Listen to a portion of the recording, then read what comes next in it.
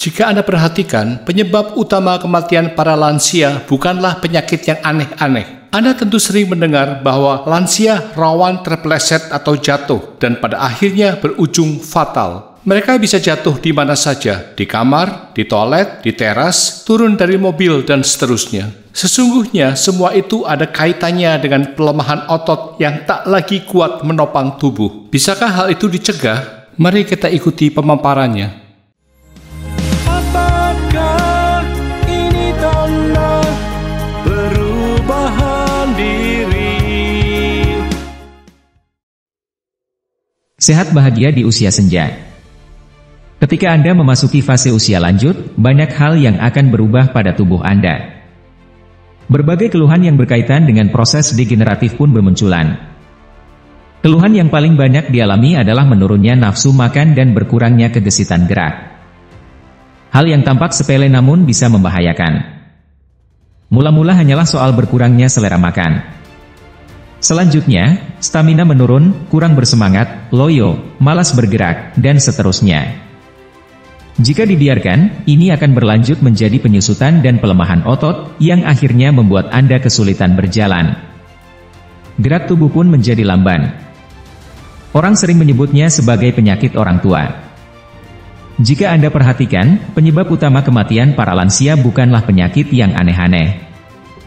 Anda tentu sering mendengar para lansia rawan terpeleset atau jatuh dan pada akhirnya berujung fatal. Mereka bisa jatuh di mana saja, di kamar, di toilet, di teras, turun dari mobil dan seterusnya.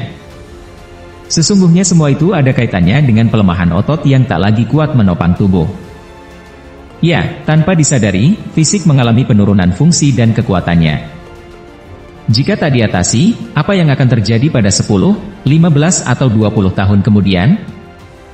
Yang perlu Anda ingat baik-baik, pada umur 50 tahun kita sudah mulai mengalami pelemahan otot sebesar 1 hingga 2%. Memasuki usia 60 tahun, otot tubuh kita menyusut setidaknya 30%. Dan di umur 80 tahun, otot kita hanya tinggal 50% dari total otot ketika kita masih muda. Bisakah hal itu dicegah? Proses degeneratif adalah hal alamiah.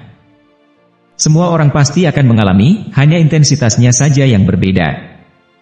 Namun Anda bisa meminimalisir dengan dua hal pokok, yaitu makan cukup dan beraktivitas fisik. Makanlah dalam takaran yang cukup, karena badan yang tua pun tetap butuh nutrisi. Usahakan untuk menyantap makanan yang bervariasi. Jangan hanya mengkonsumsi sayuran dan buah saja, lengkapilah dengan protein seperti daging, telur dan ikan yang merupakan bahan pembentuk otot. Otot yang menua harus tetap dijaga elastisitasnya. Rutinkan untuk berolahraga meskipun secara ringan dan santai. Anda bisa jalan-jalan santai, sepedaan, berenang, senam, dan sebagainya. Bergabunglah dengan kelompok olahraga yang seusia, misal klub senam tai chi, agar Anda makin bersemangat.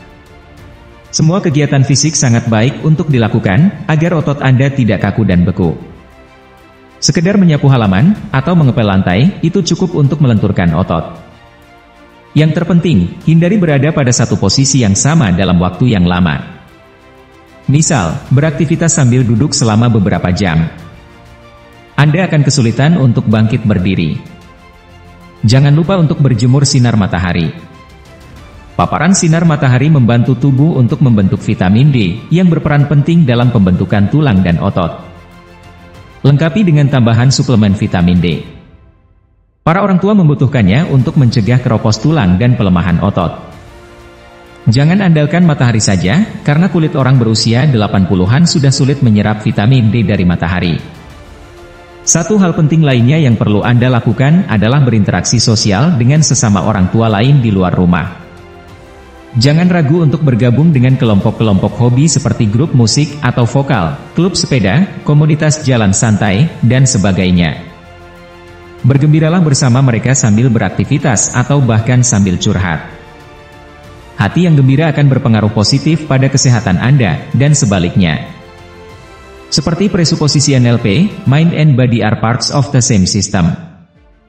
Jadi dapat disimpulkan, kalau asupan nutrisi makanan terpenuhi, gerak fisiknya cukup, ada tambahan suplemen vitamin, memiliki interaksi sosial dengan orang lain dan hati selalu gembira, bersyukurlah karena Anda niscaya akan tetap sehat dan bahagia di usia senja.